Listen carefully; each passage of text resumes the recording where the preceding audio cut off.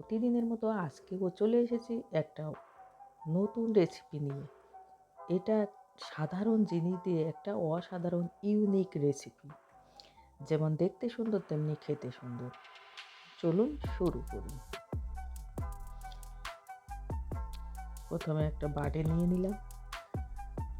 বাটিতে 1 কাপের একটু কম মোটা দানার সাবু ভিজিয়ে দিলাম। এবার এই সাবুটা পরিষ্কার করে অফ ক্যামেরায় ধুয়ে পরিষ্কার করে নিয়েছি। 1 কাপ জল দিয়ে ভিজিয়ে রাখবো কিছুক্ষণের জন্য। এবার আরেকটা বাটি নিয়ে নিয়েছি। এবার সরু দানা সাবু 1/2 কাপেরও কম ভিজিয়ে রাখলাম। ঠিক মোটা দানা সাবুর মতো ধুয়ে পরিষ্কার করে জল দিয়ে ভিজিয়ে রাখবো। পরিষ্কার করা হয়ে গেছে, এবার জল দিয়ে ভিজিয়ে রাখবো। এবারে আরেকটা বাটি নিয়ে নিয়েছি। এই বাটিতে 1 কাপ চিড়ে জল দিয়ে পরিষ্কার করে ধুয়ে আবার জল দিয়ে ভিজিয়ে রাখবো। এটা লাল চিড়ে।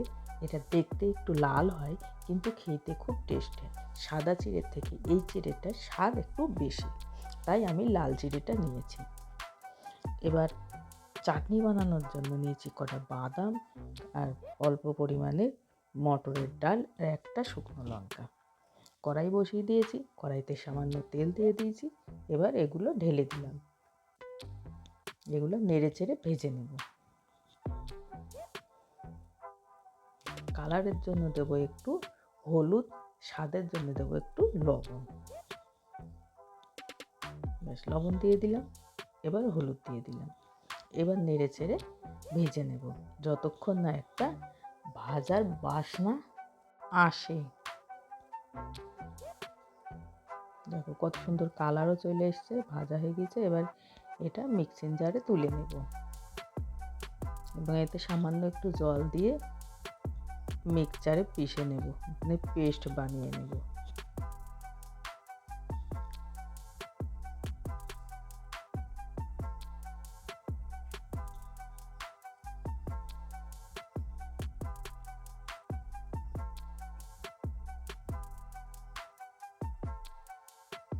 বেশ, পেস্ট বানানো হয়ে গিয়েছে।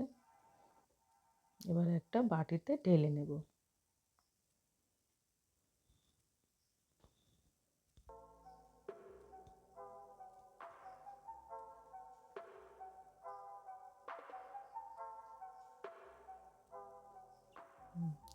চাটনিটা কমপ্লিট হলো। এবার যে চিড়ে ভিজিয়ে রেখেছিলাম ওটাই অফ ক্যামেরায় জল ঝরানোর জন্য একটা প্লাস্টিকের ঝুড়িতে দিয়েছিলাম, সেটা ঢেলে নিলাম মিক্সচারে।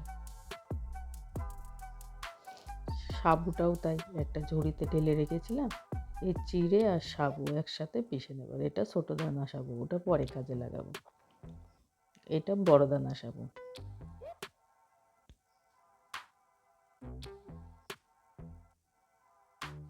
এবার এর মধ্যে দেবো 1/2 কাপ টক দই।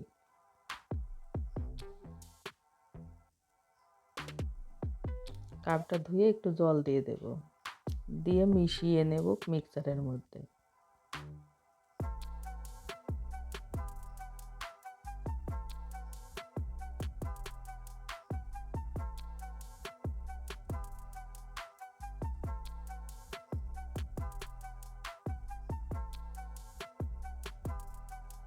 এবার পেস্ট বানিয়ে নেব। ব্যাস, পেস্ট বানানো হয়ে গেল। এবার একটা বড় বাটিতে ঢেলে নেব।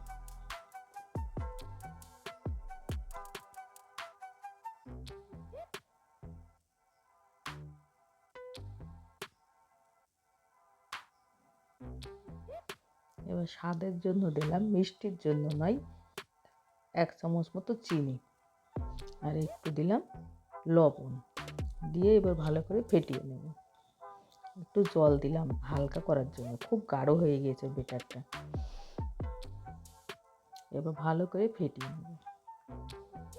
ভিডিওটা ভালো লাগলে লাইক, শেয়ার ও কমেন্ট করবেন। আর আমার চ্যানেলে নতুন হলে সাবস্ক্রাইব করে পাশে থাকবেন।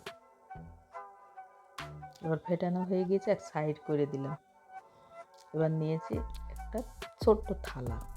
থালাটার গায়ে তেল ব্রাশ করে নেব।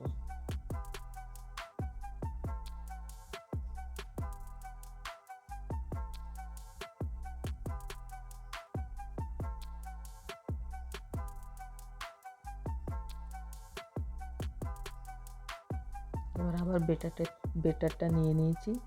এবার বেটারের মধ্যে 1 চামচ সাদা তেল দিয়ে দিলাম এবং তেলটা দিয়ে ভালো করে ফেটিয়ে নিতে হবে। আর যে সরুদানা সাবুটা ভিজিয়ে রেখেছিলাম তারই অর্ধেকটাই এখন দিয়ে দেবো এর মধ্যে, দিয়ে ভালো করে তেল আর এই সরুদানা সাবু দেওয়ার পরে ভালো করে ফেটিয়ে নেব।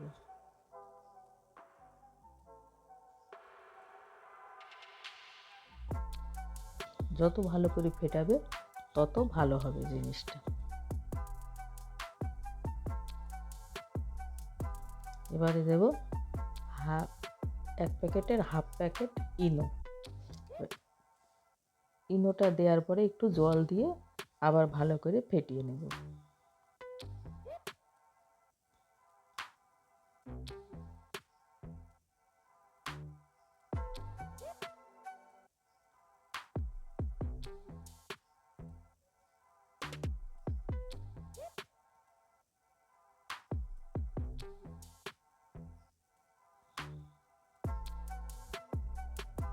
এই পর্যন্ত এসে যদি কেউ মনে করেন যে লাইক করতে ভুলে গিয়েছি, তাহলে অবশ্যই লাইকটা করে দেবেন।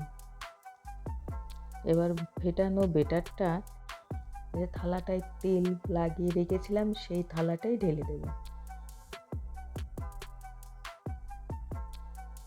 এবার সেই সরুদানা সাবুর যে অর্ধেকটা ছিল সেটা এর উপরে ছিটিয়ে দেব, মানে ছড়িয়ে দেব।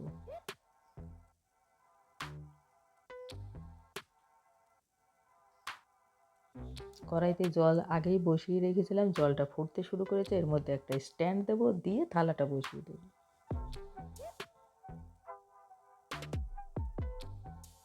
এবার একটা ঢাকনা দিয়ে ঢেকে দেব। থালাটাকে সোজা করে বসাতে হবে।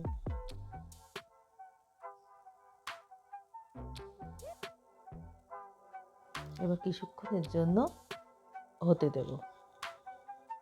বেশ কিছুক্ষণ পর ফিরে এলাম, এটা ঠান্ডা হয়ে গিয়েছে।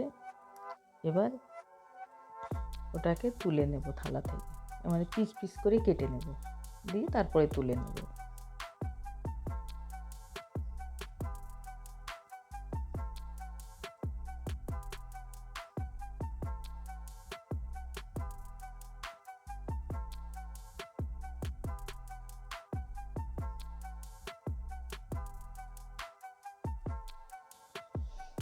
এবার লম্বা লম্বি পিস করে নেব।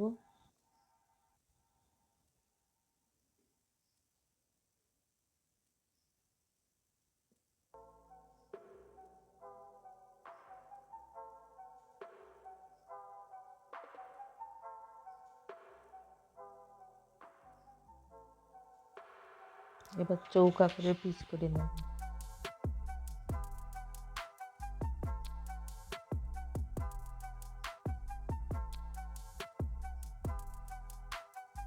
একটা একটা করে তুলে একটা প্লেটে নিয়ে নেব সার্ভ করার জন্য। এখনো কমপ্লিট হয়নি, কিছু বাদ আছে।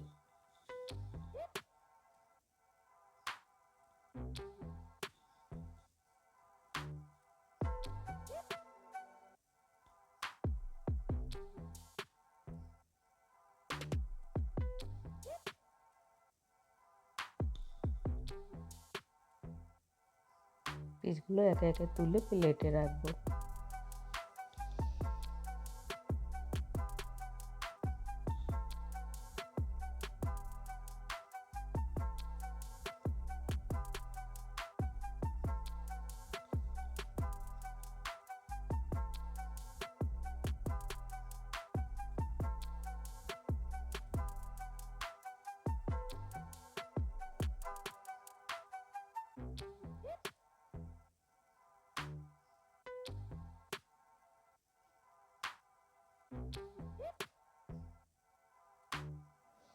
এবার গ্যাসের ওপর ফ্রাই প্যান বসিয়ে দিয়েছি, ফ্রাই প্যানে একটু তেল দিয়ে দিয়েছি, তেল গরম হয়ে গেছে।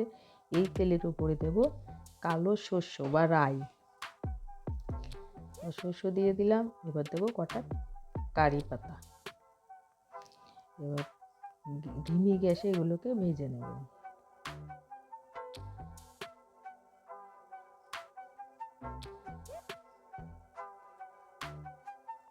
ভাজা হয়ে গিয়েছে, এগুলোকে নামিয়ে নেব।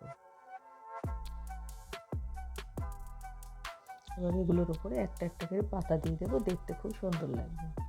আর কারি পাতা খাওয়াও ভালো, খেতেও ভালো।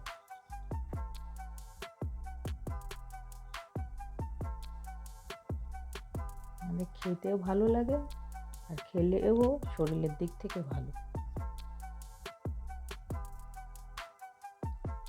এবার কারি পাতাটা দেওয়ার জন্য দেখতে একটু সুন্দর লাগছে। এবার চাটনি রেসিপি খুব সুন্দর। আজকের মতো এখানে শেষ করছি। Tata, bye bye.